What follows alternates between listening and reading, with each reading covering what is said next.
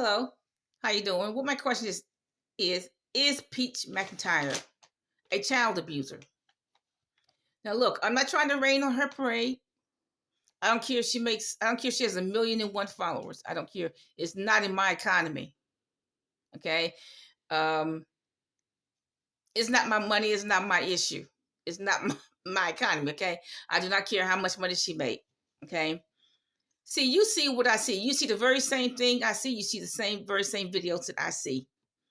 CPS sees what I see.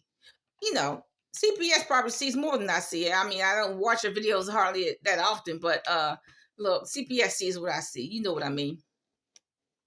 Let me say this: there are 101 ways to abuse children. There's food deprivation, torture, beatings, verbal, physical, and sexual abuse. Uh, I come from an abusive household. I hesitate to use the word family to describe our household because I don't think they qualify to be called family. I actually it's more accurate to say they're a collection of people who are kin. Okay, that's more accurate, but I don't call them family. They don't act like family, so why should they get their name? That name. I went through all of the above: food deprivation, torture, beatings, verbal, physical, and sexual abuse. Okay, so that's why I recognize abuse when I see it. Uh, there are 101 ways to hide from the authorities or to hide from CPS. Now, in Appalachia, we used to call it the state. The state came and got the children. Okay. We didn't call it CPS, we call it the state. And let me say this. Okay. I grew up in Appalachia. I played with some people. I played with some children who had abusive parents. I played with them. I've known them all my young life. I mean, I can name names, just plenty of them out there. But look, see, the person doesn't want the child. They just don't want CPS to find out because they don't want to go to jail. The motivation in hiding from CPS, which is what parents do, they hide from the state, hide from CPS, is because they don't want to go to jail. Now, they don't like the children. They just don't want to go to jail. Abuse is most likely generational. In my family, it goes back, 4 generations? At least, let me see. I would say definitely at least 3 generations. 4. You may as well, in my family, you may as well go back to either at the Civil War before the Civil War. Okay. On both sides of the family tree. Abuse on both sides of the family tree just goes on and on and on and on. And I remember this preacher who was very prominent. He said his wife, who was very beautiful, had some abuse, and that shocked me. But never mind. But most likely abuse is generational. That's no excuse. But it stopped with me. I didn't raise mine like that. But the abuse stopped with me, and I'm proud of that. I'm very good at recognizing abuse because I went through it. And I know the ways that they use to avoid CPS. Okay. Abusers are well versed at avoiding CPS. They're well versed at lying to CPS. I notice when Peach McIntyre talks to CPS, she changes the inflection of her voice to sound oh so nice. No, yes, no, not necessarily. She changes the inflection of her voice to when she talks to CPS.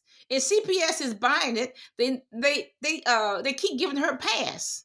And they don't see through the phoniness. They don't see through it. Now, when CPS was there, you didn't hear her do all that cussing, did you? MF. But look, on the other videos, what does she call them? MF and children. D children. Okay, that's the parent who don't like the kids and don't want them. When she calls them MF and children, the D children.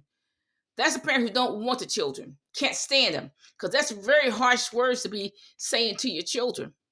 MF and children. D children. That's very harsh. You don't want them. That tells me she doesn't want them. Okay. There's food deprivation. I went on a 17-year fast. That's probably one of the longest in history. There was hardly ever any food in the house. Hardly anybody hardly ever cooked in the house. Okay. So guess what? If you don't cook, you're going to starve. Okay. Um, there's a video of Peach of the 2-year-old when he was 2 eating some chicken and biscuits. That's real nasty. Now, how in the world a 2-year-old is supposed to either get baby food or soup? Very light. They're not supposed to be eating chicken and biscuits. That's not even good for adults. CPS probably sees that video. They gave her a pass. I mean, that food would make anybody go into convulsions. And then the latest video of her giving a peanut butter cup with that chocolate to that baby. Then it cause, I mean, like I said, if I just eat one peanut with chocolate on it, I get wild headaches. I can't even digest chocolate. And so how in the world is a baby supposed to digest those chemicals? Okay. See, the last 3, they are not fat. They should be fat. They look stressed out. They don't smile. That's very disturbing to me. Okay. The abusers don't want to give up the baby for adoption. Why? Because they don't want to go to jail. That's the only motivation. They do not want to go to jail. My opinion is that she considers adoption at least for the last 3, the twins and the baby older than the twins. That would give those children a fair chance in life of making it, because they're not gonna make it with her. They're not gonna make it with Wood. They just aren't, and they're gonna start acting out in elementary school and middle school. Because look, we act out. Okay. I hope that she reconsiders giving at least the last 3 up for adoption. There are a lot of good parents that can give those children a happy home, and they can thrive. But see, CPS keeps giving her a pass. They see the same videos we see. And at the very least, CPS needs to take those last 3 for a complete medical evaluation. That's the very least CPS can do. But you know what? They're going to give her a pass. Okay? What I see is just a tragedy waiting to happen. That's what I see. But like I said, I know abuse when I see it. You may not agree with me, but I know abuse when I see it.